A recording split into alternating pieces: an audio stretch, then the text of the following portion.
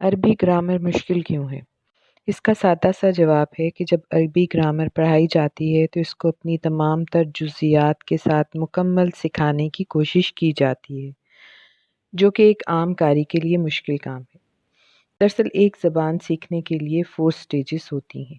یہ وہی سٹیجز ہیں جس میں ایک بچہ اپنی مادری زبان پر عبور حاصل کرتا ہے، یعنی پہلے وہ سنتا ہے، پھر بولتا ہے، پھر پڑھتا ہے اور آخر میں لکھتا ہے۔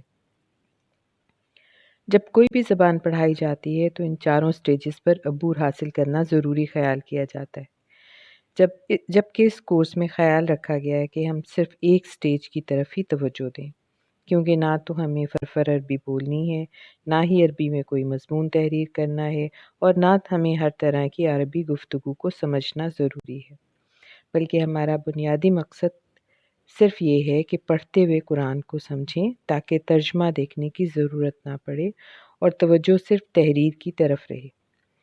اگر چاروں سٹیجز میں سے 3 سٹیجز کو نکال دیں تو 3/4 حصہ نکل جاتا ہے اور باقی 1/4 رہ جاتا ہے، یعنی سمجھ کر پڑھنا۔ یہ بھی ہمارے لیے مندرجہ ذیل وجوہات کی وجہ سے آسان ہے۔ نمبر 1، حروف تہجی یعنی الف ب پہ اردو جیسے ہیں۔ نمبر 2، عربی بھی اردو کی طرح دائیں سے بائیں لکھی جاتی ہے۔ نمبر 3، تقریباً 80 سے 85% عربی کے الفاظ سے ہم واقف ہیں کیونکہ وہ ہماری زبان میں کسی نہ کسی طرح استعمال ہوتے ہیں،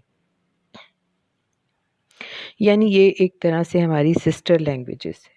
نمبر 4، عربی کی گرامر بھی کافی حد تک اردو گرامر سے ملتی جلتی ہے، مثلا مذکر، مؤنث، واحد، جمع، معرفہ، نکرہ وغیرہ۔ نمبر 5، ہر زبان کی گرامر کے کچھ رولز ہوتے ہیں، لیکن کبھی کبھار یہ رولز ٹوٹ بھی جاتے ہیں جن کو ایکسیپشنز یا استثناء کہتے ہیں۔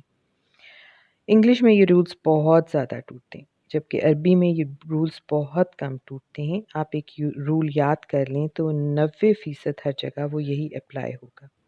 اسی لیے عربی میں گردان یاد کرواتے ہیں کہ اگر آپ نے ایک گردان یاد کر لی تو سمجھیں کئی صفحات یاد کر لی۔ پھر اللہ تعالیٰ کا وعدہ ہے کہ اس زبان کا سیکھنا اللہ تعالیٰ نے سہل بنا دیا ہے۔ وَلَقَدْ يَسَّرْنَا الْقُرْآنَ لِلذِّكْرِ، اور ہم نے قرآن کو سمجھنے کے لیے آسان کر دیا۔ پطرس بخاری کا کہنا ہے کہ ہر نئی زبان کا سیکھنا ہمارے دماغ کی تاریکی میں روشنی کی ایک نئی کھڑکی کھولنے کے مترادف ہے، اور یہ روشنی ہمارے خیالات، جذبات اور سوچ کو ایک نئی جلا دیتی ہے۔ سائیکالوجسٹ بھی کہتے ہیں کہ 50 سال کے بعد دماغ کو متحرک اور ایکٹیو رکھنے کے لیے نئی زبان سیکھنے سے بہتر اور کوئی ذریعہ نہیں۔ صدق اللہ العظیم۔